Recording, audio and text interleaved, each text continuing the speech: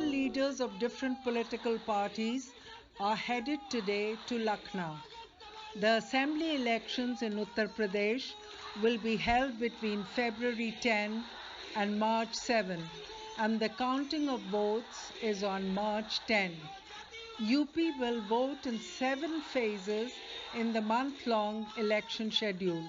Out of 52 lakh first-time voters, nearly 29 lakhs are women, 24 lakhs men, and 2 lakhs are transgenders. The latest visitor to Lucknow was Congress Party youth leader Kanhaiya Kumar, and he was thronged by the young of the city. Listen to what Kanhaiya Kumar told the citizen, and listen also to what some first-time voters have to say about their expectation of the new government that will administer the state for the next 5 years. हाँ, door to door campaign कर रहे हैं क्योंकि अभी हमारे जो आदरणीय जो है महान सम्मानित चुनाव आयोग हैं, उनका आदेश है कि कोरोना के चलते जो है बड़ी रैली नहीं करनी है, तो डोर टू डोर ही करने का परमिशन है, तो वही नहीं कर पाएंगे। मेरे ख्याल से ये 2 वार्ड घूमे होंगे। जी, थैंक यू। अगर सब कोई जीत ही गया है तो फिर चुनाव ही क्यों हो रहा है? मुझे बताइए, क्यों ही जो है जनता के टैक्स के पैसे को बर्बाद किया जा रहा है? अगर सब जीत ही गए हैं तो हम 10 तारीख का इंतजार क्यों कर रहे हैं?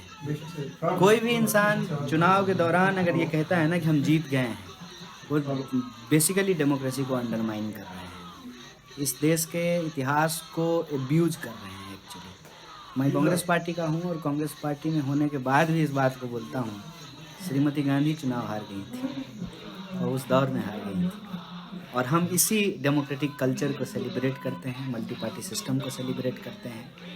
और जहाँ कांग्रेस पार्टी की सरकार है या जहाँ कांग्रेस मुख्य विपक्ष है, वहाँ जाकर के लोग चुनाव लड़ सकते हैं, तो हर कोई हर जगह जाकर के चुनाव लड़ सकता है। और ये भारत है, ये चाइना नहीं है कि एक ही पार्टी होगी। मेरे पास झोला नहीं है, हम कभी झोला नहीं रखे, क्योंकि जो है ना झोला बड़ा बदनाम हो गया है।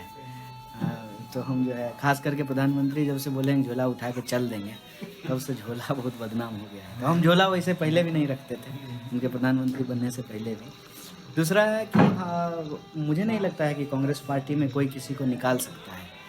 मैंने अगर हम इतिहास की बात करें तो सुभाष चंद्र बोस जी को निकाला नहीं था कोई, खुद ही छोड़ के चले गए थे। मतलब कांग्रेस एक ऐसा तालाब है जिसमें हर कोई रह सकता है, लेकिन कई बार लोगों का दम घुटता है या जो है उनको अपने जीवन से कुछ ज़्यादा उम्मीद होती है। वो एक ऐड है ना, ये दिल मांगे मोर, तो कांग्रेस जो है उन चीज़ों को कई बार पूरा नहीं कर पाती है, क्योंकि कांग्रेस सत्ता में नहीं है, पावर में नहीं है। तो जो लोग चले गए हैं उनको बहुत शुभकामनाएं कि वो जहाँ गए हैं वहाँ उनको कामयाबी मिले और कामयाब हो।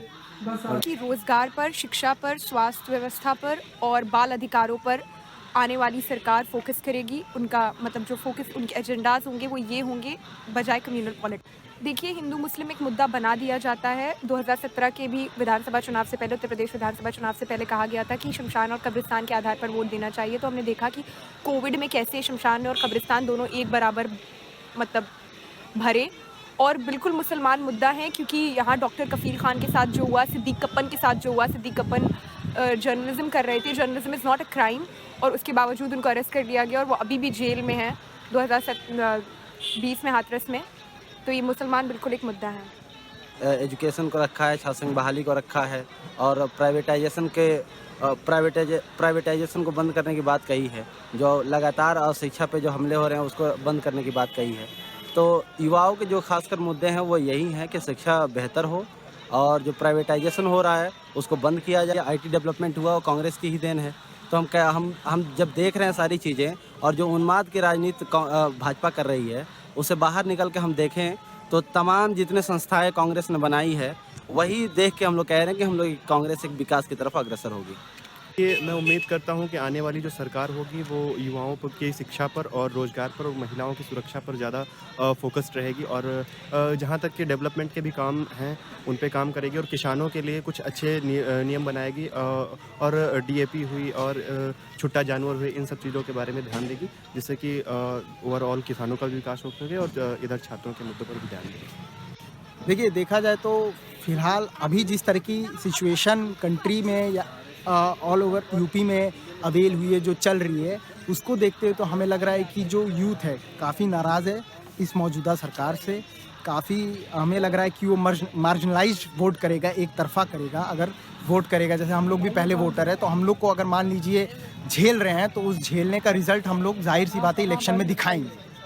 तो देश भर में चल रहा है, जो आज यूपी में चल रहा है, रोज़गार की स्थिति को देखते हुए, रोज़गार की जो एकदम बहाली को लेकर छात्र आंदोलन कर रहे हैं, उन पे लाठियाचार्ज की जा रही है। चुनाव से मुझे ये उम्मीदें हैं कि धर्म और जाति की राजनीति कृपया करके बंद कर दी जाए और रोजगार की बात हो, युवाओं की बात हो, स्वास्थ्य व्यवस्था की बात हो, शिक्षा व्यवस्था की बात हो, जो कि चुनाव के मुद्दों से भटकती जा रही है निरंतर। इन चीज़ों पे मैं चाहता हूँ कि चर्चा हो और एक ऐसी सरकार आए जो इन लोगों के लिए काम करे, दबे पिछले लोगों के लिए, महिलाओं के लिए, युवाओं के लिए, बुजुर्गों के लिए, उन चीज़ों पे काम होना चाहिए। मैं यही आशा रखता हूँ आने वाले चुनाव से। हम लोग कुछ प्रश्न लेके आए हैं आपसे उनसे पूछने के लिए, जो हम लोग उनसे पूछेंगे। जो प्रश्न है हम उन्हीं से पूछेंगे, आपको देखता है।